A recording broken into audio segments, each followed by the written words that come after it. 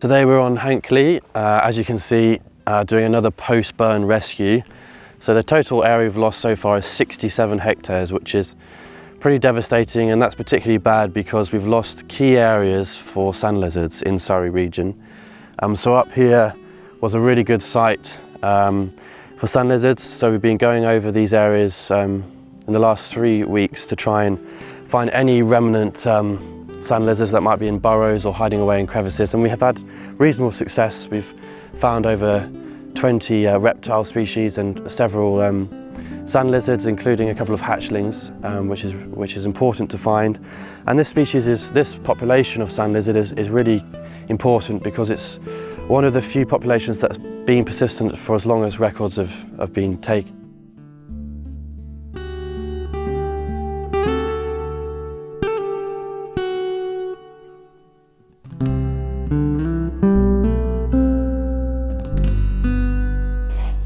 So I think a key thing that we want to highlight really is that although you might see some of the Molinia grass coming back and some of the gorse growing back already, the actual quality habitat that the sand lizards and the smooth snakes rely upon won't recover particularly quickly from these burns. And as you can see, it's been a particularly damaging burn. There's pretty much no lower vegetation gone, all that moss and lichen's gone, and the heather's completely burnt.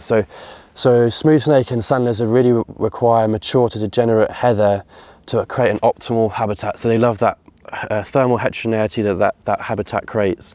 And unfortunately, it does take about 10 years for that to recover. So this site here was a key sand lizard area.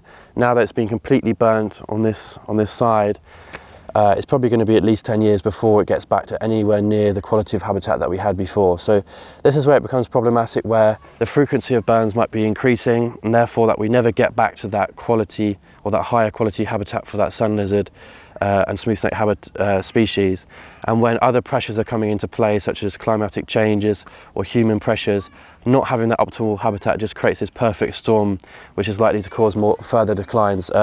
So we're just trying our best over the last couple of weeks to recover as many animals from these sites and relocate them into areas that haven't burnt, so that the population that was here can continue to persist in nearby heathland, and then hopefully recolonise once the habitat's got back to that higher quality, that degenerate and mature stage of heather that's so key. Because the pioneering heather is good for other species like invertebrates, silver-studded blues, but not so good for the sand lizard and smooth snake, which we're most interested in.